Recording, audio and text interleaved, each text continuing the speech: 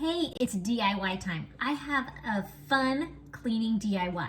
So these, I'm almost out. I love making toilet fizzies. So see how hard it is? You hear that? Okay, so these, what you do is drop them in your toilet. They kind of fizz up because one of the ingredients is citric acid, and it helps you clean your toilet. And then you let it fizz and then brush it with your toilet bowl brush and spritz on some Thieves Household Cleaner.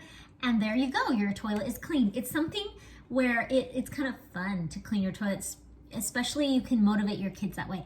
So, these also can be used like in the sink too. I'm running low, so let me show you how easy it is to make them. It only takes 3 ingredients, maybe 4, if you count water. Okay, so you get a 1/2 cup of baking soda, got mine here, and I'm putting it in a glass bowl. It's best to do it in a glass bowl so it doesn't have a chemical reaction. Then I have citric acid, 1/4 cup, easy like that. Okay, so I'm gonna just mix it up. Then I'm gonna put 10 drops of lemon essential oil. Let me tell you, it smells so good in here because it has lemon. Lemon is really good, 5, 6, 7, 8, 9, 10. If you do more or less, it doesn't matter that much. Lemon is so good at deodorizing, but also cleaning, disinfecting the greasy stuff, getting marks off.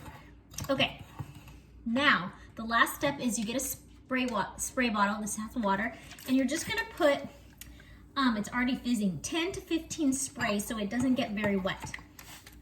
6, 9, 10, 11, 12, 13. I just had a DIY party and one friend put a little bit too much in here, so you kind of have to be careful with the water. So it's kind of like a sand consistency. Now you're going to get your hands a little dirty here, or I guess you could use a spoon. I have a silicone mold. Whatever size kind of is fine. But basically, I'm going to see, it should, the consistency should be so that it stays together. Might add a couple more squirts. There. Okay, and I'm gonna pack my molds. Oops, that was a spray bottle. I'm gonna pack the mold with my mixture here and then let it dry overnight. So what you could either do, I've done it 2 ways. You can keep it in the molds and you're gonna notice that they expand a lot, and then you kind of just punch them out.